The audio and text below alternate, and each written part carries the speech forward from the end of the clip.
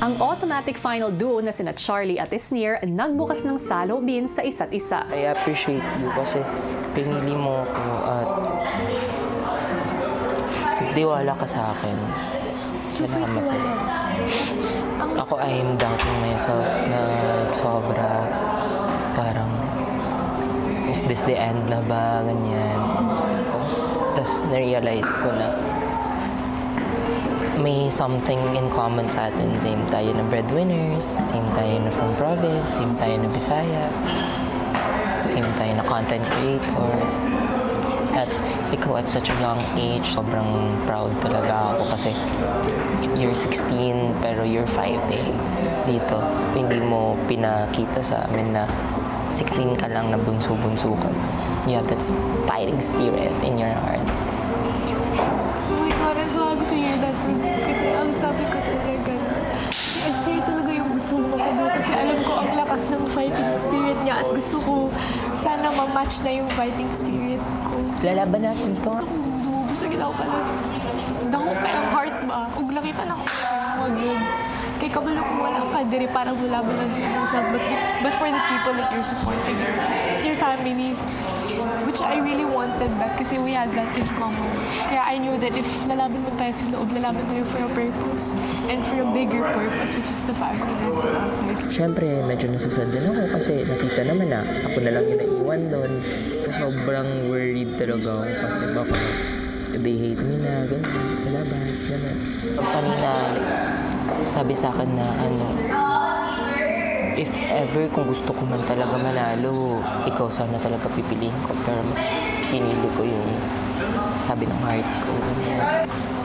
Pumasok naman ako dito na hindi ako nagde-depend sa numbers ko eh. Kung feeling ko sobrang dependent ko sa mga followers ko, sa audience ko, hindi dapat pala ano pang reason kung bakit ko pa nilalaban lahat. Alam mo na all this time pala, I tried to be the source of laughter. Pero hindi pa rin pala talaga na wala sa isip nila yung followers ko, ganyan. Kasi feeling ko, I'm worth more than just my numbers eh. Ako na lang po yung natira sa kapamilya kuya. Siyempre, hindi ko din po maiwasang isipin kuya na kumbaga may mali po ba sa akin, ganyan. Kaya ayun po, nung pagsabi po ni Charlie, ako po yung top 1 niya po talagang pipiliin kuya. Na-touch po talaga ako dun kuya. Kaya masarap lang po na lumaban hanggang dulo kasama yung taong naniwala sa'yo. Excited to fight talaga for us.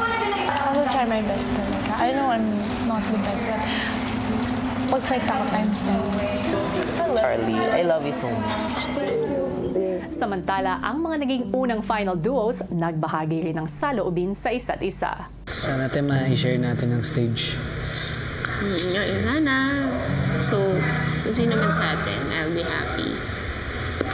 Pero kasi at this point, nakakapanghinayang mo. Huling yung tunay. Kung ka pa malaglag. Hindi yan, kaya natin yan. Kaya. Simula day 1 pa lang po talaga, ito na po yung inaasam-asam namin.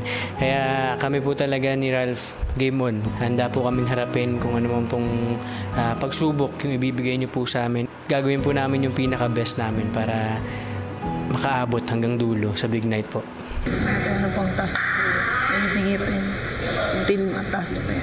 Ano pa yun? Tapos feeling ko susubok sa mga dulo. Subukin yung pagsasama natin, for sure. We have po the perfect ingredient to make po the best duo since ako po ay may audacity and si ate po ay may luck. Perfect. Maghintay ka talaga!